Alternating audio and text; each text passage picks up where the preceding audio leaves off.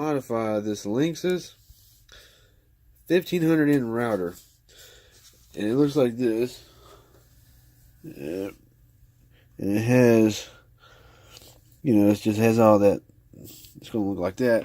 It's just not working right. It's overheating, and it's causing all kinds of problems, And, we're about to modify it to where it gets some better heat dissipation on those processors in there. So we're about to try that and see what we got.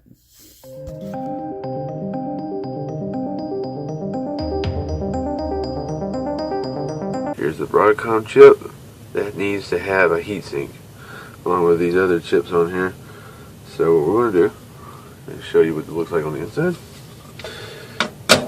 And then now we're going to modify this thing. Here's the heatsinks I'm going to put on them. Right here.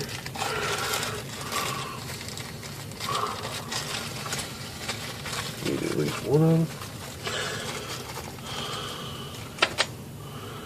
And this is what it looks like right here. Alright, it's going to go like right here on this Broadcom chip.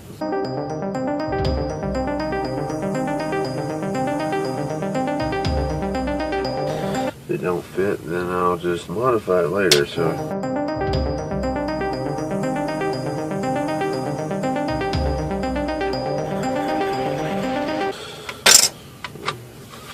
it looks like that'll fit. Look at that.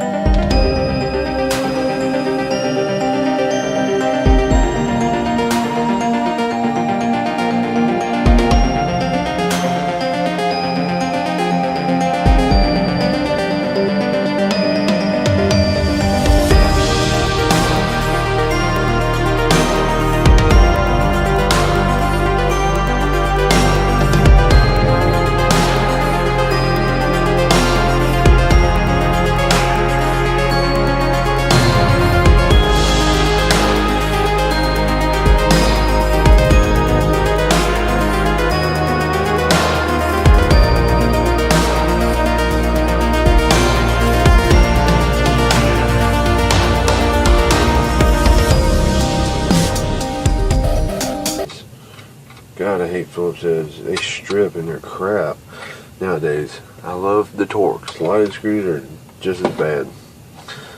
I like Torx. Alright, we're done here. Now we gotta put this bottom on, and here we go. And that's it. Thanks for watching. Have a great day. Well, it seems like it works pretty good. Seems like I haven't had any disconnects, and I've been using it for a day now, so it was acting up really bad where like it would just shut off. It just wouldn't even get on the internet.